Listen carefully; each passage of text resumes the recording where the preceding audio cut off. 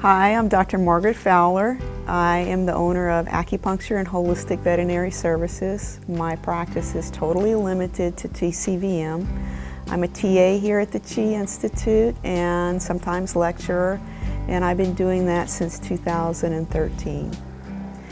My specialty is small animal, but sometimes I do a little bit of equine work. I've always had an interest in Eastern culture and been intrigued by it. When I was young, in my 20s, I studied martial arts. And he made us learn the mental aspect as well as the physical. For each belt exam, we would have to do a written exam and present a paper. So it was a little bit different experience, and I loved it. It fascinated me, and I eventually went on to get a second-degree black belt. I got into acupuncture when I myself developed a chronic pain syndrome, myofascial pain, and I would have trigger points. I'd go see a pain management specialist when I couldn't stand it anymore, and he would use a hypodermic needle to inject lidocaine to block the trigger point and release it.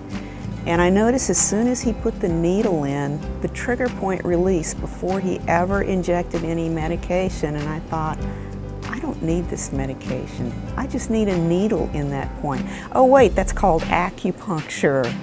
So that's what got me started down the road of acupuncture. I used it for myself. It was wonderful, and I just had to learn it for animals. I would get these flyers in the mail, Chi Institute, and it was when the Chi Institute was first starting, and I'd look at the flyer and I'm like, are these people legitimate? And I'd look at it again the next time it came in, and I had to have a little nudge from a very good friend of mine, said, you need to go and do this, this is you. You've always had that interest. So I took the wet lab at the North American Veterinary Conference with Dr. Shea in 2005, and it was just a very small experience. I was hooked. I have that type of personality where, okay, now I've got a little bit of acupuncture, but it's not enough.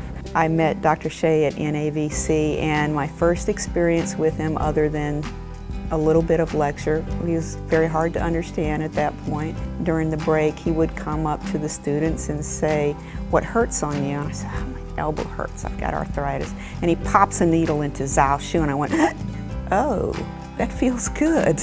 Well, he's funny, he's compassionate about what he does, and he's so laid back and easygoing. How can anyone not love Dr. Shea?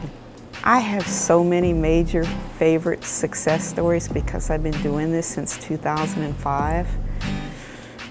If I had to choose a few of them, I guess I've had 3 cancer cases that were just amazing. They were diagnosed at major universities, given a very poor prognosis, and with TCVM, those animals lived over 2 years apiece. That for me has just been so rewarding, because people are devastated when they get a cancer diagnosis, whether it's someone in their family or their pet who is their family. And those people were so happy to have their dogs for another 2 years.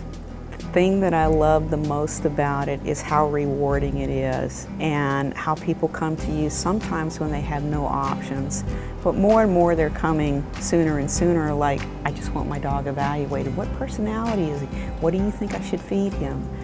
But for the most part, we see people when they're running out of options conventionally. And to be able to make that animal feel better and be a part of that, and watch the light come back into their eyes, and them starting to play again and eat again, and seeing the happiness in the owner's eyes. There's just nothing else that compares to that. I think TCVM is the wave of the future.